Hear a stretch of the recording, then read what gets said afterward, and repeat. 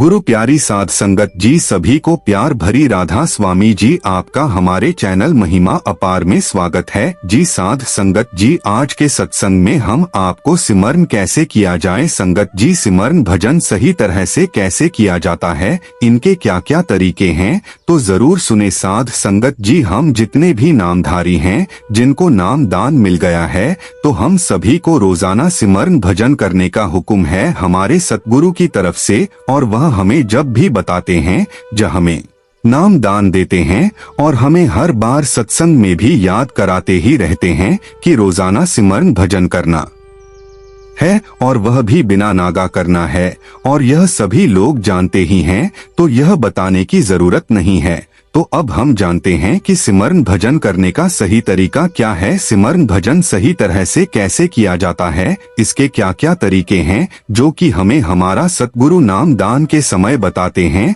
तो आइए सुनते हैं। तो सबसे पहला तरीका तो यह है कि हमें सुबह अमृत वेला में 3 बजे उठ जाना चाहिए, और फिर सुबह उठकर अपना मुंह हाथ धोकर हमें सिमरन भजन करना चाहिए। क्योंकि मुंह धोना इसलिए जरूरी कहा गया है ताकि आपको सुस्ती ना पड़े, और फिर जब सुस्ती पड़ेगी तो फिर लाजमी है कि नींद भी आ जाएगी। बस यही कारण है, कोई खास कारण नहीं है। इसलिए ज्यादा अच्छा यही है कि अब 3 बजे, और अगर आप 2 बजे या 10-15 मिनट बाद उठ जाते हैं तो वह भी ठीक है।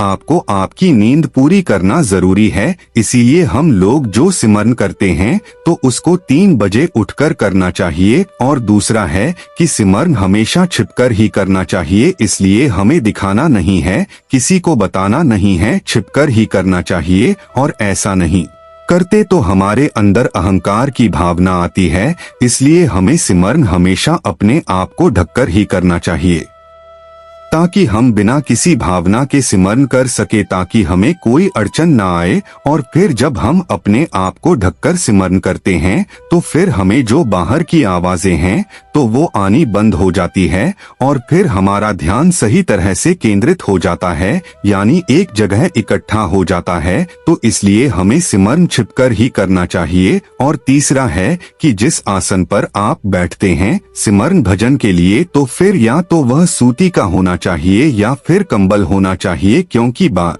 में ऐसा ना हो कि आप फर्श पर बैठ जाएं और फिर कभी आपको गर्मी लग रही है और कभी आपको ठंड लग रही है। इसलिए आपको सूती या कंबल को ही लेकर बैठना चाहिए। और अगर आप पलंग पर बैठते हैं तो फिर बिस्तर जो है वह सूती का होना चाहिए, या फिर नीचे कंबल बिछा लेना चाहिए, फिर चादर सूती की वह बिछा ले। और चौथा है कि आपको रात्रि का भोजन जो है तो वह स्वयं से करना चाहिए, ताकि आपको ज्यादा नींद ना आए, ताकि हम रात को भी सिमरन कर सके। वैसे तो इसके पीछे बहुत कारण है। जैसे जब आप भोजन ज्यादा कर लेते हैं तो एक तो हमें नींद बहुत जल्दी आती है, और फिर जब हम रात को सोने से पहले सिमरन करते थे तो फिर वह हम नहीं कर पाते हैं। और फिर जैसे ही हम सिमरन करने बैठते हैं तो सिमरन पर बैठते ही हमें नींद आ जाती है, और फिर हम सुबह भी सही समय पर नहीं उठ पाते हैं। क्योंकि फिर जब हम सुबह 3 बजे उठने की कोशिश करेंगे तो फिर खाना ज्यादा खाने की वजह से हमसे नहीं उठा जाता। इसलिए हमेशा रात के समय का भोजन जो तो हमेशा हल्का ही करना चाहिए और कम ही करना चाहिए, और घर का भोजन ही खाएं। जैसे तला हुआ बुना हुआ यह भोजन ना खाएं, घर का पौष्टिक शाकाहारी भोजन खाएं। क्योंकि अगर हम ऐसा भोजन जैसे हल्का भोजन और शाकाहारी भोजन खाते हैं तो फिर एक तो सबसे बड़ी बात यह है कि हम शारीरिक बीमारियों से बचे रहेंगे। इसलिए हमेशा शाकाहारी भोजन ही खाएं। जैसे हम सत्संगी लोग हैं, फिर चाहे वह किसी भी पंथ से जुड़े हैं, और अगर वह नाम का सिमरन करने बैठते हैं तो फिर हर एक आदमी को यही हिदायत दी जाती है कि हमेशा शाकाहारी भोजन खाना चाहिए। इसलिए मांसाहारी भोजन और किसी भी प्रकार के नशे की सख्त मनाही है। जो परमार्थ के मार्ग पर उन्नति पाना चाहते हैं, जो तरक्की पाना चाहते हैं, जो रोजाना नाम का सिमरन भजन करते हैं, जो सत्संगी भाई बहन है, तो उनको इन चीजों से दूर ही रहना है। नशा किसी भी प्रकार का नहीं करना है, फिर चाहे वह किसी भी प्रकार का हो, और फिर सबसे प्रेम करना चाहिए, क्योंकि प्रेम करना कोई पाप नहीं है। प्रेम करना है मगर मोह नहीं करना है, मोह के माया जाल में नहीं फंसना है। इसलिए ध्यान रखें, प्रेम यह शब्द तो दो है मगर इसका अर्थ बड़ा गहरा है, और यह आप भली भांति जानते हैं। और आपके अंदरूनी रहस्य को जो आपको अनुभव हो रहे हैं, तो वह अनुभव को कभी भी किसी को ना बताएं, क्योंकि अगर हम अपने अंदरूनी रहस्यों को, अनुभवों को किसी से साझा करेंगे तो फिर इससे हमारी दौलत कम हो जाएगी। और इसके पीछे तात्पर्य यह है कि जब भी आप स्मरण करने के लिए सिमरन की बैठक पर बैठते हैं, अपने आसन पर बैठते हैं, जब आप स्मरण करते हैं और फिर जो आपको नाम के सिमरन के दौरान जो रूहानी दौलत प्राप्त होती है, तो उसको आपको किसी के साथ भी शेयर नहीं करना है, किसी के आगे जाहिर नहीं करना है। और फिर जब आप इन रूहानी दौलत को किसी के साथ शेयर करते हैं, इन बातों को किसी के साथ शेयर करते हैं, तो फिर वह कम हो जाएगी। इसीलिए इस बात का खास ध्यान रखें। अब ज्यादातर जो सत्संगी लोग हैं, जिनको अंदरूनी दौलत जो मिलती है, और फिर जब वह किसी दूसरे के साथ शेयर करते हैं, और हमने बड़े लोगों को देखा है ऐसे करते हुए, और फिर उनके जो किसी किस्म की जो उनको आवाज धुने अंदर सुनाई देती है, तो फिर वह बंद हो जाती है। इसीलिए इस चीज का खास ध्यान रखें। इन अनुभवों को, रूहानी दौलत को जो हमें सिमरन भजन के दौरान सतगुरु की दया मेहर से जो हमें प्राप्त हो रही है, तो इन्हें गुप्त ही रखें और क्रोध को अपने आप से दूर रखें, क्योंकि क्रोध सिमरन के उलट है। जैसे आप सिमरन कर रहे हैं और रोजाना स्मरण करते हैं और अच्छी तरह से नाम का स्मरण करते हैं, और फिर सिमरण करने के बाद भी आपको क्रोध आता है, आप किसी पर क्रोध करते हो, तो यह याद रखें कि आपके सिमरन में कहीं ना कहीं कुछ कमी है। इसलिए जितना हो सके आपको क्रोध को काबू करके रखना है। और जब भी आपको क्रोध आए, तो फिर आप नाम का सिमरण करने में लग जाएं, नाम के स्मरण को अपने कंठ से जब मन को उस समय, क्योंकि क्रोध तो मन ही करता है ना, क्योंकि हमारी आत्मा तो प्योर है, शुद्ध है, और वह ना तो क्रोध करती है ना और कुछ, लेकिन जो हमारा मन है, तो यही हम लोगों से सभी काम करवाता है। जैसे उस सामने वाले आदमी ने मुझे गुस्से से क्यों देखा और उसने ऐसी बात क्यों बोली, तो यह सब मन ही करवाता है। यह मन ही आपको नाम का सिमरन, सतगुरु का चिंतन नहीं करने देता, और यह हमें इधर उधर भटका है, ऐसी वैसी चीजें हमारे सामने लाकर रख देता है, जो कि 10, 20, 50 साल पहले हुई है, यानी हमें आगे पीछे लेकर चला जाता है। इसलिए कोशिश करें इस मन को नाम के सिमर में लगाकर रखें, ताकि आहिस्ता आहिस्ता इसको रस मिलना शुरू हो जाए, स्वयं से काम ले, और पराई स्त्री पर कभी भी बुरी नजर ना रखें, क्योंकि यह आपकी वर्षों की कमाई दौलत को मिट कर सकती है और आपके पीछे, यानी हमें आगे पीछे लेकर चला जाता है। इसलिए कोशिश करें इस मन को नाम के सिमर में लगाकर रखें, ताकि आहिस्ता आहिस्ता इसको रस मिलना शुरू हो जाए, स्वयं से काम ले, और पराई स्त्री पर कभी भी बुरी नजर ना रखें, क्योंकि यह आपकी वर्षों की कमाई दौलत को मिट कर सकती है और आपके पीछे धकेल सकती है। इसलिए हमेशा पराई स्त्री की तरफ ध्यान बिल्कुल भी ना डालें, और कभी भी परमात्मा से, सतगुरु से शिकायत ना करें, क्योंकि जो हमें मिल रहा है और जो मिलेगा, तो वह सब हमारे कर्मों का ही नतीजा है, क्योंकि किए गए कर्मों से तो भगवान भी नहीं बच सकते। इसलिए विवेक से काम ले, क्योंकि कर्मों का जो नतीजा है, तो वह तो मिलकर ही रहता है। इसलिए आप सिमरन भजन करते हो, तो आप यह समझिए कि अगर किसी का लिखा है कि उसको कष्ट होंगे, 6 महीने के लिए कष्ट होंगे, और अगर वह सिमरन भजन ज्यादा करता है, नाम की कमाई ज्यादा करता है, तो फिर उसके कष्ट तो जरूर होंगे, मगर 6 महीने के लिए नहीं, केवल 6 सेकंड के लिए। तो फिर कर्म भी आपके जो थोड़े बहुत कम हो सकते हैं, भुगतने तो पड़ेंगे, मगर वह रियलिटी में नहीं करना पड़ेगा, वह आपके सपने में ही कम हो जाएंगे। कहने का मतलब यही है कि आपके कष्ट कम हो जाएंगे, और जब कष्ट कम होंगे, चाहे वह सपने में ही हो, मगर आपके कर्म तो कट गए। लेकिन इसके लिए आपको बहुत कठोर यह है, अगर कर्म किसी के ऐसे हैं फिर आपको बहुत दिन रात आपके सतगुरु का ध्यान करना पड़ेगा। और यह हमें सतगुरु ने नाम दान दिया है और उसको जिस तरह से सतगुरु ने बताया है तो उस तरह से जपना पड़ेगा। इसलिए नियमित सत्संग सुने और सबको प्रेम करें और कभी भी नास्तिक के साथ बहस ना करें, उनकी संगत कम करें और रोजाना अपने वक्त में से 2.5 घंटे का सिमरन भजन जरूर करें। 2.5 घंटे का समय जरूर निकालें। और जिनको अभी अभी नाम दन मिला है तो धीरे धीरे समय को बढ़ाते जाएं और फिर इसको आहिस्ता आहिस्ता 2.5 घंटे तक लेकर जाएं। और रोज रात को अपने आप से यह जरूर पूछें आज आपने क्या अच्छा काम किया है, तो इससे आपको दूसरों की मदद करने की प्रेरणा मिलेगी और आपकी रूहानी सफर पर तरक्की आसानी से हो जाएगी। सिमरन भजन में बैठकर सतगुरु का ध्यान करें और कोई भी अभिलाषा इच्छा अपने मन में ना रखें और निस्वार्थ होकर सिमरन भजन करें, नाम का सिमरण करें। और जो सतगुरु ने नाम के वक्त जो युक्ति बताई थी, जो जब हम नाम लेते हैं और जो सतगुरु ने जो नाम स्मरण करने की जो युक्ति बताई थी, तो उसके अनुसार सिमरण करें और हर एक काम को सतगुरु का काम समझकर करें और अपने परिवार को भी सतगुरु की संगत समझकर सेवा करें। और फिर आपको हर समय सतगुरु की याद आती रहेगी और फिर आपसे कोई भी गलत काम नहीं होगा। इसलिए हर समय यही कोशिश करें कि नाम का स्मरण मन से करें। फिर एक दिन ऐसा समय आएगा कि आपका मन नाम के रस के साथ जुड़ने में मदद करेगा। इसलिए हर समय कोशिश करें कि आप नाम शब्द को मन से जो जीभ से करते हैं तो मन से करवाएं और फिर एक समय ऐसा आ जाएगा कि नाम को ही उसका रस मिलना शुरू हो जाएगा।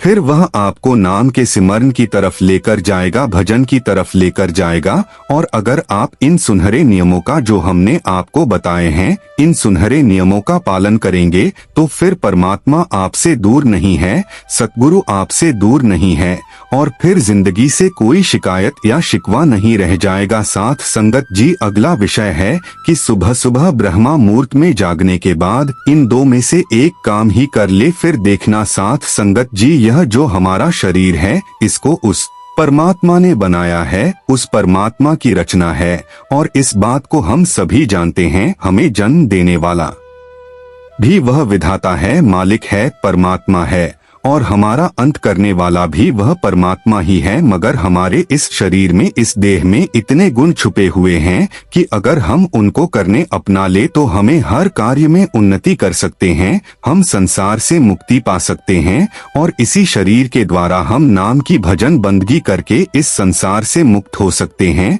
और उस परमात्मा को मिल सकते हैं। लेकिन इसके लिए हमें अपने शरीर पर ध्यान देने की सख्त जरूरत है। इसीलिए साध संगत जी, आज का जो सत्संग का शीर्षक है वह है कि सुबह सुबह ब्रह्मा मुहूर्त में जागने के बाद में इन दो में से चाहे एक काम ही कर ले, फिर हमारी जिंदगी में बदलाव आने शुरू हो जाएंगे। आप सोच भी नहीं सकते साथ संगत जी, अगर हम सुबह सुबह ब्रह्मा मुहूर्त में उठकर अपनी नाभि पर हाथ रखकर अगर हम यह उपाय कर लेते हैं तो फिर हमारी कोई भी छोटी से छोटी या बड़ी से बड़ी इच्छा शीघ्र ही पूरी हो जाएगी और आप आध्यात्मिक शक्तियों के साथ एक हो जाएंगे। इसलिए हम किस तरह करें और कैसे यह बहुत ही कारगर और सफलता पूर्वक आपकी इच्छाओं को पूरा करेगा। लिए सबसे पहले यह जान लो कि हमारे जो इस शरीर का अस्तित्व है तो हमारी नाभि से ही शुरू होता है। जैसे हमारा जन्म होता है तो माँ के गर्भ में हम इस नाभि के साथ ही जुड़े हुए होते हैं और आपको सभी शक्तियाँ इसी से प्राप्त होती है। और फिर जब हमारा जन्म होता है तो उस वक्त भी इस नाभि के सही संतुलन से ही हर चीज को प्राप्त कर पाते हैं। तो साथ संगत जी, यह नाभि जिसे नाभि चक्र भी कह लेते हैं, इसे नाभि केंद्र भी कह लेते हैं, नेवल चक्र भी कह लेते हैं। तो जब यह चक्र डिस्टर्ब रहता है तो इसके क्या फायदे और क्या नुकसान होते हैं? अगर नाभि चक्र खराब है, डिस्टर्ब है, तो फिर हमारे में धन की समस्या बनी रहती है, क्योंकि भाई जीवन बिताने के लिए धन की भी जरूरत है। इसीलिए इसके खराब होने से धन की समस्या बनी रहती है और कर्जा होना शुरू हो जाता है और कई बार व्यक्ति कर्जे में डूब जाते हैं और डूबने के बाद गलत काम भी कर लेते हैं और उसके सभी सुख दुखों में परिवर्तित हो जाते हैं और हमारी कोई भी इच्छा पूर्ण नहीं हो पाती है।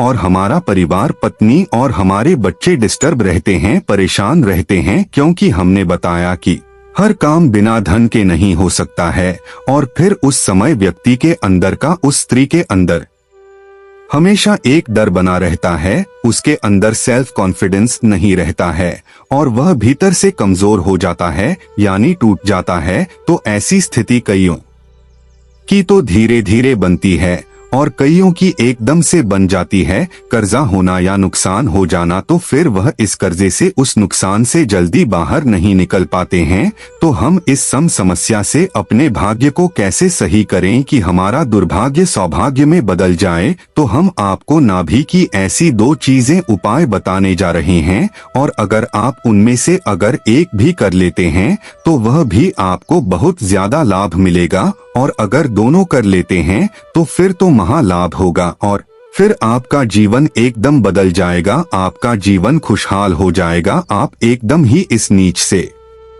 उस ऊंचाई को छू लेंगे जिससे हमें और समस्याओं से भी पता लगता है कि हमारा नाभि चक्र डिस्टर्ब हो चुका है। अब जैसे कि कईयों के पेट में गड़बड़ हो जाना, किसी को कब्ज रहना या किसी को लूज मोशन रहना, और किसी को पेट में दर्द सा बना रहता है और किसी को एसिडिटी गैस बनी रहती है। तो इस तरह की अगर समस्याएं हैं तो आप पता कर सकते हैं कि नाभि चक्र खराब है। अब उसको हमें ठीक कैसे करना है, क्योंकि जब हम उसे ठीक करेंगे तो ही हमारा दुर्भाग्य सौभाग्य में बदलेगा और फिर ही हमारे पर कृपा होगी। क्योंकि जब यह चक्र ठीक रहता है तो फिर हमारा जीवन बहुत सुखमय हो जाता है, क्योंकि इसी चक्र पर भगवान विष्णु और माता लक्ष्मी का वास होता है। और फिर भगवान विष्णु जी कृपा से और माता लक्ष्मी जी की कृपा से धन की समस्या खत्म हो जाती है, जिससे हम पूरे जीवन में जो भी चाहते हैं तो वह हम प्राप्त कर सकते हैं। क्योंकि हमें अपने जीवन निर्वाह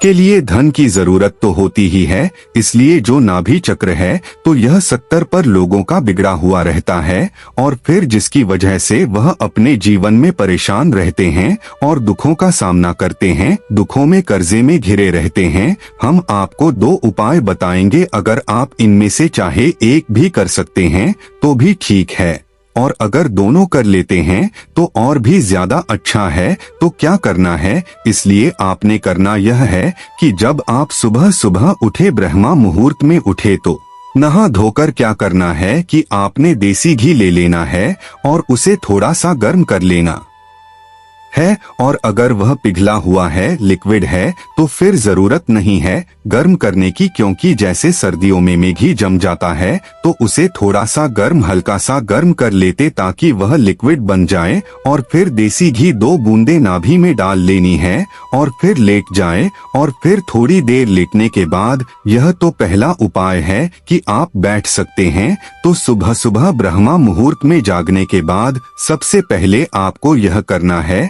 और अगर आप ब्रह्म मुहूर्त में बहुत जल्दी जाग गए तो फिर आप ना ले, और फिर बाद में जब सुबह हो जाए और फिर लेट जाएं, और फिर थोड़ी देर लेटने के बाद, यह तो था पहला उपाय कि आप बैठ सकते हैं। तो सुबह सुबह ब्रह्मा मुहूर्त में जागने के बाद सबसे पहले आपको यह करना, और अगर आप ब्रह्मा मुहूर्त में बहुत जल्दी जाग गए तो फिर आप नहा ले, और फिर बाद में जब सुबह हो जाए तो फिर भी आप यह 2 बूंदे डाल सकते हैं। और फिर ब्रह्मा मुहूर्त में आपको क्या करना है, आपको एक जप करना है। तो यह पहले तो इसके फायदे जान ले कि जो आपने 2 बूंद नाभि में डाली है देसी घी की, तो इसके डालने से आपका नाभि चक्र संतुलित होने लग जाता है, इसमें अपार शक्ति बढ़ने लगती है। इससे जो आपके नाभि के जो दोष हैं तो वो दूर होने लगते हैं और नाभि चक्र स्ट्रांग होने लगता है। क्योंकि जब आप माँ के गर्भ में थे तो जब भी आपको यहीं से नाभि से ही भोजन मिलता था, फिर जब आप यहाँ से घी डालेंगे तो फिर आपका नेवल चक्र स्ट्रांग होने लग जाएगा।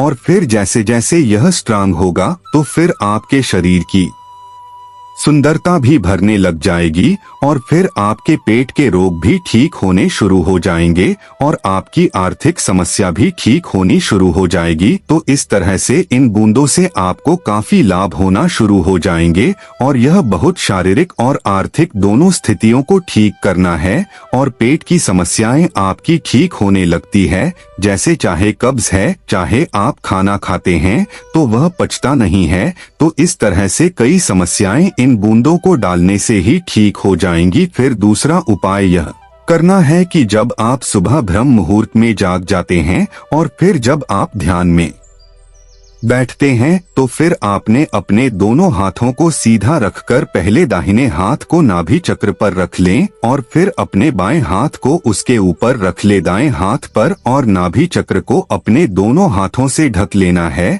और यह करके आपको सीधे बैठ जाना है, बिल्कुल सीधे जैसे आप बैठते हो चौकड़ी लगाकर ध्यान करते समय। और अगर आप चौकड़ी लगाकर नहीं बैठ सकते, आपका शरीर साथ नहीं देता है, तो फिर आप कुर्सी पर भी बैठ सकते हैं और फिर बैठ जाएं और अपने दोनों हाथों को रख लें जैसे हमने बताया है और फिर आप अपनी गर्दन को थोड़ा सा ऊपर उठा ले, क्योंकि अगर आप गर्दन को झुकाकर रखेंगे, नीचे की तरफ रखेंगे, तो आपको नींद आएगी और आपको विचार भी घेर लेंगे। इसलिए थोड़ा सीधा सा ऊपर कर ले तो फिर आपका ध्यान भी लगेगा और फिर उस समय में आपको एक मंत्र का जाप करना है जो कि इसी का बीज मंत्र है, नाम है। आपने ऐसे ही बैठे बैठे राम का जाप करना है और कम से कम 15 मिनट तक और ऐसे करना है जैसे हम कर रहे हैं, राम राम। और फिर जैसे ही आपने मंत्र करना है तो ध्यान रखें कि जब आप सांस भरेंगे और जब राम का उच्चारण करेंगे तो पेट अंदर की तरफ जाने लगेगा और आपके हाथों को महसूस होना चाहिए और आपको यही महसूस करना है कि पेट अंदर की तरफ जा रहा है और आपका पूरा ध्यान ही नाभि के पास ही होना चाहिए, ताकि नाभि चक्र पर आपका पूरा ध्यान होने से नाभि चक्र सक्रिय हो जाए, जागृत हो जाए, जैसे जो खराब हो गया था तो वह रिपेयर हो जाए, ठीक हो जाए। इसलिए आपने यह 2 उपाय करने हैं, एक भी कर सकते हैं और सुबह आप ब्रह्म मुहूर्त में जागने के बाद आप यह उपाय कर ले और फिर जब नहा धो ले तो फिर देसी घी की 2 बूंदे अपने नाभि चक्र पर डाल ले और अगर आप कर सकते हैं तो फिर आप रात को सोने से पहले भी आप यह 2 बूंदे नाभि चक्र में डाल ले तो इसका बहुत ही जल्दी रिजल्ट मिलेगा, क्योंकि यह आपने दोनों तरफ से ही कर लिया है और ऐसा करने से आपकी आर्थिक समस्याएं ठीक हो जाएंगी। और अगर आप जवान लड़के हैं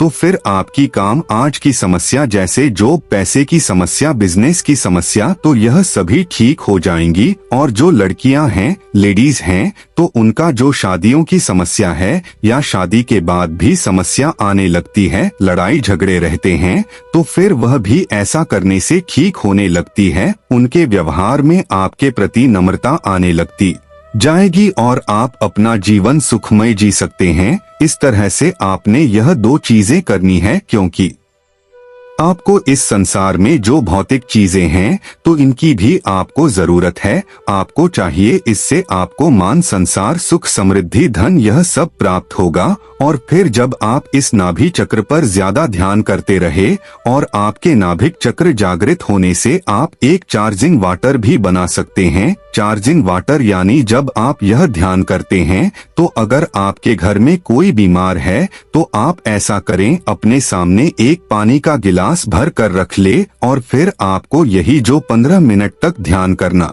है, राम मंत्र का जाप करते रहे और फिर आप उस पानी को ऊर्जावान बना सकते हैं। और फिर इस जाप के करने के बाद उस पानी को उस व्यक्ति को पिला दे जो ठीक नहीं रहता है, या फिर छींटे लगा दे, जो आप करना चाहते हैं कर सकते हैं। तो उसमें एक ऊर्जा आ जाती है, एनर्जी आ जाती है, जिसकी वजह जैसे कोई भी तरह की नेगेटिव एनर्जी है तो वह खत्म हो जाती है, क्योंकि मणिपुर चक्र से भी शक्तियां, ऊर्जा प्राप्त होने लगती है। अगर आप इसे लगातार करते रहते हैं और अपने भोजन में नॉनवेज, मांसाहारी भोजन नहीं लेना है, इन चीजों से अपने दूर ही रहना है इनसे परहेज रखना है तो फिर इस चक्र से आप देखेंगे कि आपकी जो यह समस्याएं हैं तो वो ठीक हो जाएंगी। साथ संगत जी, अगला विषय है कि रात को सोने से पहले अपने सतगुरु के लिए कुछ वक्त के लिए ऐसा जरूर करें। साथ संगत जी, परमात्मा को हम नहीं जानते हैं और अगर हम उस परमात्मा तक पहुंचना चाहते हैं,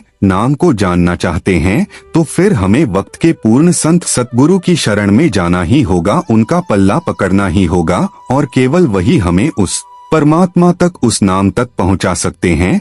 वक्त के पूर्ण संत सतगुरु का ला पकड़ने पर ही हमें उस परमात्मा की प्राप्ति हो सकती है, नाम की प्राप्ति हो सकती है। इसीलिए सबसे पहले तो हमें यह समझना चाहिए गुरु है क्या, गुरु का क्या अर्थ है। गुरु का अर्थ होता है अंधकार और गुरु का अर्थ होता है प्रकाश, और जो हमारे अंदर से अज्ञानता के अंधेरे को दूर कर दे और अंदर में प्रकाश पैदा कर दे, ज्ञान का दीपक जला दे, तो वही पूर्ण संत सतगुरु गुरु है। क्योंकि हमारी भक्ति संस्कृति में गुरु को परमेश्वर की तरह पूजा जाता रहा है और आज भी हमारे भारत में गुरु को ही सबसे ऊंचा दर्जा दिया गया है, यानी परमेश्वर से भी ऊंचा दर्जा गुरु को दिया गया है। इसलिए कहा गया है गुरु ब्रह्मा गुरु विष्णु गुरु देवा महेश्वरा गुरु साक्षात पारब्रह्म तस्मै श्री गुरुवे नमः। गुरु गुरु हमें नाम दान देते हैं और फिर हमसे नाम का स्मरण भजन करवाते हैं, हमें तरीका भी समझाते हैं कि कैसे नाम का सिमरण भजन करना है और हमें कहते हैं कि जो भी तुम्हें चाहिए वह सब मिलेगा, मगर तुम्हें केवल इस नाम का सिमरण भजन करना है। बहुत छोटा सा काम है और हम यही नहीं करते हैं, हमसे नहीं होता। और अनुभव है कि जब हम सिमरन भजन करके उठते हैं और जो गुरु से मांगते हैं तो वह हमें मिल जाता है। गुरु हमें वह सब कुछ दे देते हैं जो हम चाहते हैं, मगर हमें देना केवल वही है कि जिससे हमारी भजन बंदगी ना बिगड़े। यही खोज ब्रह्मा थके सुर मुनि नर और देव, कहे कबीर सुन साधना कर सतगुरु की सेवा। यही कबीर साहिब जी का शब्द है। आप जी फरमा रहे हैं कि ऐसे गुरु को खोजने में नारायण ब्रह्मा यह भी थक गए, संत महात्मा भी थक गए, तो फिर हमारी क्या हस्ती है। इसीलिए कहते हैं कि जब उस परमात्मा की कृपा हो तो फिर ही हम उस पूर्ण गुरु को, सतगुरु को खोज सकते हैं, जहां मिलते हैं, जिनके मिलने पर हम इन 84 लाखों के बेड़े से पार हो जाते हैं, मुक्त हो जाते हैं। और देखो कि हम ऐसे गुरु से नाम दान लेने के बाद भी हम यही नहीं समझ पाए कि यही वह परमेश्वर है, यही वह परमात्मा है जिनको हम बाहर तलाश कर रहे हैं, ढूंढ रहे हैं, खोज रहे हैं। तो भाई यह कहीं बाहर नहीं है, यह हमें कहीं बाहर नहीं मिलेंगे। क्योंकि यह शब्द रूपी गुरु है और यह हमारे अंदर में बैठे हुए हैं, हमारे अंदर में विराजमान है, गुरु है। गोविंद है मन में देख विचार हर सुमर, 100 बार है गुरु सुमर 100 पार। इसलिए भाई जो गुरु नाम की भक्ति करता है तो वह हजारों बार, करोड़ों बार, लाखों बार एक नाम की भक्ति करके उस परमात्मा को जप लेता है। और कहते हैं कि फिर वह बार बार इस 84 के चक्र में नहीं फंसता है और उसे बार बार दुखों का सामना भी नहीं करना पड़ता। केवल एक बार सतगुरु से नाम दान लेकर जब उस नाम की भक्ति करता है, नाम की कमाई करता है, दिन रात हर सांस के साथ उस नाम को जपता है और जब उस नाम में पूरी तरह से लीन हो जाता है तो फिर वह इस भव सागर से पार हो जाता है। इसलिए तो कहा गया है कि गुरु है बड़ गोविंद से। भाई यह गुरु उस परमात्मा से बड़े हैं, इसलिए गुरु को परमात्मा की तरह देखा जाता है, उन्हीं में परमात्मा देखा जाता है। और हम हैं कि नाम भक्ति को केवल सिमरन तक ही सीमित रखते हैं, उससे आगे बढ़ने की कोशिश नहीं करते हैं। मगर भाई नाम हमारी रंग रंग में समानी चाहिए, दिखनी चाहिए, हमारी आचरण में यह दिखाई देनी चाहिए, हमारी श्वास श्वास में भजन बंदगी छाई रहनी चाहिए। क्योंकि अगर बोले तो मीठा बोले और छोटे बड़े का लिहाज रखकर बोले और सभी के साथ अच्छा व्यवहार करें, सभी में ऐसे देखें कि सभी में वह परमात्मा बसता है, शब्द बसता है। इसलिए कहते हैं कि गुरु नाम तो सभी ले लेते हैं, तो इसका मतलब यह नहीं है कि वह सभी सत्संगी बन गए हैं, क्योंकि नाम भक्ति तो उस परमात्मा तक पहुंचने का एक जरिया है, एक सीढ़ी है। इसलिए तो नाम को जपने के लिए कहा जाता है हमें, और नाम जपने से हमारे अंदर नम्रता आना भी जरूरी है। अब बहुत से लोग ऐसे भी हैं कि जिनको नाम दान लिए हुए काफी समय हो गया है और उनको भजन बंदगी तो छोड़ो, उनके अंदर थोड़ी सी भी नम्रता नहीं आई है। तो भाई, जो गुरु आगे झुकते हैं, जो गुरु को सब कुछ मानते हैं, तो वही लोग धन्य हैं। और अगर हम गुरु के आगे ना झुके और उन लोगों के आगे झुकते हैं जिनके अंदर वह गुरु समाये होते हैं, तो फिर भाई गुरु तो और भी ज्यादा खुश होते हैं। गुरु को भी महत्व देना चाहिए और परमात्मा को भी महत्व देना चाहिए, क्योंकि परमात्मा सभी के अंदर है, तो उस परमात्मा को भी महत्व देना चाहिए, सभी को महत्व देना चाहिए। और फिर जब व्यक्ति नाम के साथ समाहित हो जाता है तो वह फिर पूरी तरह से गूंगा हो जाता है, बहरा हो जाता है। उसे केवल गुरु नाम के सिवा और कुछ सुनाई नहीं देता है, कुछ दिखाई ही नहीं देता है। और वह दुनिया में रहते हुए, दुनिया के कामकाज करते हुए भी, अपनी जिम्मेदारियों को पूरा करते हुए भी, और साथ ही वह गुरु नाम भी पूरी तरह से मस्त रहता है। तो भाई, इस तरह से जो नाम की कमाई करते हैं, तो फिर उनके लिए चाहे संसार में कुछ भी होता रहे, उनके कानों में केवल शब्द शब्द और शब्द गूंजता है और कुछ नहीं। वह दुनिया की ओर से बहरे हो जाते हैं और उनके कानों में केवल गुरु की शब्द धुन ही गूंजती है और वह अंधा हो जाता है संसार की तरफ, मगर अंतर में उसे सब कुछ दिखाई देता है, शब्द का प्रकाश दिखाई देता है और वह गूंगा हो गया है संसार की तरफ से, मगर उसके अंदर में नाम का जप जाप चलता रहता है और चलता ही रहता है। और उसके पांव भी केवल उस तरफ ही जाते हैं जहां पर गुरु है, गुरु का द्वार है। इस तरह गुरु ने बाण मारा है। जब इस तरह गुरु से प्रेम करते हैं तो फिर वह सब कुछ हासिल कर पाते हैं। वैसे नहीं हमारा जो मन है, तो यह हमें नाम की भक्ति नहीं करने देता, मगर सतगुरु कहते हैं कि तुम नाम का सिमरन करते रहो और फिर मन अपने आप ही तुम्हारे वश में हो जाएगा। सतगुरु कहते हैं कि नाम को श्वास श्वास में जपते रहो और मन को ब्रह्मा के ज्योत के धुन के ऐसा स्थापित करो कि इससे तुम्हारा मन नाम के सिमरन से जुड़ा रहे और जन में तुम्हें शब्द धुनाई धन सुनाई दे और शब्द का प्रकाश दिखाई दे। इसलिए इस मन को शांत रखो और फिर जितना इस मन को शांत रखोगे तो फिर उतनी ही तुम्हें सिमरन भजन द्वारा और शांति प्राप्त होगी। और जो मालिक ने दिया है तो उसी को मालिक का हुक्म समझकर उसी में खुश रहो और भूलकर भी कभी परमात्मा से यह वो ना मांगो जो भी दिया है, जो दे दिया है तो उसी में शब्द संतोष रखो, उसे स्वीकार करो। अब जैसे जो नौकर है तो वह सारा दिन ही काम करे तो समझ में आता है, क्योंकि उन्हें लगता है कि जो कुछ भी वह इकट्ठा कर रहे हैं तो वह उसे अपने साथ ले जाएंगे। इसलिए जो नामधारी हैं, जिनको सतगुरु से नाम मिल चुका है, तो भाई उन्हें तो पता होना चाहिए कि इस दुनिया में कोई भी ऐसी चीज नहीं है जो हमारे साथ जाएगी, सब कुछ यहीं पर धरा का धरा रह जाएगा। इसलिए भाई इस काम भक्ति को छोड़कर हंसों की वृत्ति अपनाओ, वह सभी अपनाओ कि जिससे सतगुरु गुरु का ध्यान रहे। पहले यह कागा था, कहाँ काम कर करता था, जीवन बिता रहा था, अब तो मन हंस हो चुका है। पहले यह मन काग था, करता जीवन घात, अब तो मन हंसा भया मोती चुप चुप खात। इस तरह अगर नाम की भजन बंदगी करने में लग जाओगे तो हमारे अंदर यह सब्र संतोष आएगा और फिर ही यह हमारा मन कंट्रोल में आएगा। कहते हैं गोधन गज धन वास धन और रतन धन खान, जब आवे संतोष धन सब धूल सामान, सब धूल सामान। और फिर जब हमारा सारा धन मिट्टी के समान दिखाई देता है। इसलिए अगर इस मन को वश में करना है तो सिमरन भजन के द्वारा, संत गुरु के नाम के द्वारा और गुरु के स्वरूप के ध्यान के द्वारा तो फिर मन कंट्रोल में आ जाता है। फिर जीव आत्मा चाहती है कि उस परमात्मा को देखे, ईश्वर को देखे, क्योंकि भाई परमात्मा को हमने नहीं देखा है तो हम फिर उन्हें कैसे देखेंगे, क्योंकि परमात्मा खुद तो कहेगा नहीं कि मैं पर आत्मा हूँ, क्योंकि गुरु ही हमें समझाते हैं। फिर ही हमें समझ में आता है कि यह परमा है।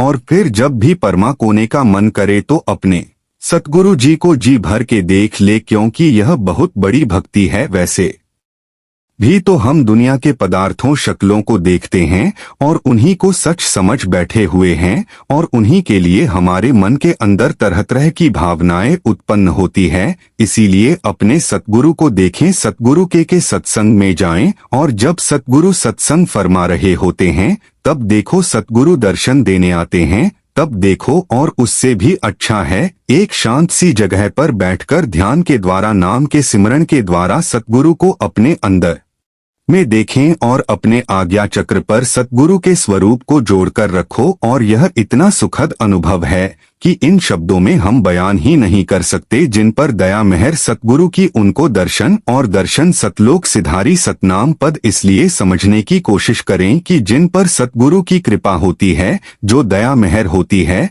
तो फिर वही सतगुरु हमें हमारे अंदर में उस परमात्मा के दर्शन करा देते हैं इसी आज्ञा चक्र पर। और अगर एक बार अपने अंदर में देख लिया तो फिर हमें बार बार इस 84 के चक्र में नहीं आना पड़ता। इसीलिए कहते हैं कि अंत समय यानी मृत्यु के समय हमारा जहाँ ध्यान होता है तो हमें वहीं पर जन्म मिलता है। और फिर जिसने सारी जिंदगी अपने अंदर में अपने सतगुरु के स्वरूप को देखा हो, बसाक रखा हो, तो केवल वही अंत समय जब मृत्यु आती है तो सतगुरु का ध्यान कर सकता है, वैसे नहीं। क्योंकि नाम का स्मरण भजन करने से हमारे अंदर निडरता आती है, और फिर जैसे जैसे सिमरन भजन करते जाएंगे तो नम्रता अंदर में अपना अपना स्थान बना लेगी। आपस को जो जाने नीचा सोए नीचा सबसे ऊंचा कहा है कि वही व्यक्ति सबसे ऊंचा है जो कि अपने आप को सबसे नीचा समझता है, यानी लोगों की पैरों की धूल समझता है, अपने आप को सबसे नीचा मानता है।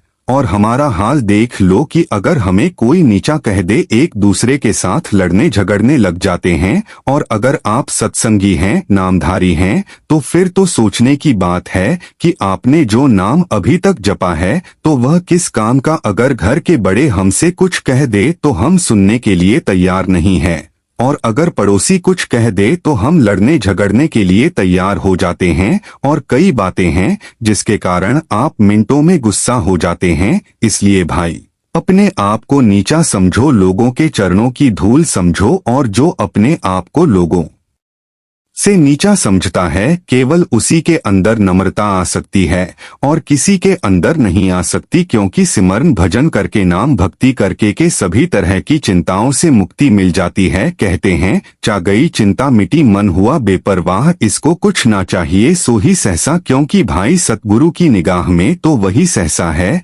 जिसके अंदर किसी भी चीज की चाह नहीं है, जिसे कुछ भी नहीं चाहिए, जिसको केवल सतगुरु चाहिए, सतगुरु की भक्ति चाहिए, सतगुरु का प्रेम चाहिए, सतगुरु का आशीर्वाद चाहिए। सिमरन सूरत लगाई है मुख कछु ना बोल, बाहर के पट के पट खोल। क्योंकि भाई जो अंतर के पट खोल लेता है तो उसे सतगुरु दिखाई देते हैं, बाहर नहीं। इसलिए सिमरन सूरत लगाकर नाम का सिमरन करते रहो, अपनी सूरत शब्द के साथ जोड़कर खो जाओ। और फिर मुख से क्या बोलना, क्योंकि भाई सतगुरु तो अंतर्जामी है, वह सब कुछ जानते हैं कि तुम्हें क्या चाहिए। इसलिए जो सत्संगी हैं, नामधारी हैं, तो उनको कभी भी क्रोध नहीं करना चाहिए। क्योंकि भाई सिमरन भजन करने वाले सत्संगी हों को तो क्रोध आ ही नहीं सकता। क्योंकि अगर वह सही तरह से गुरु नाम हुआ है तो फिर कितना नुकसान क्यों ना हो जाए, उसे क्रोध नहीं आता। और फिर चाहे सामने वाला व्यक्ति उसको कितना भी क्यों ना, उसको और मन के अनुसार छोटा सा छोटा काम भी ना बने, फिर भी उसको अभी कभी क्रोध नहीं आता है। क्योंकि क्रोध करने से हमारे अंदर से नाम भक्ति खत्म होने लगती है,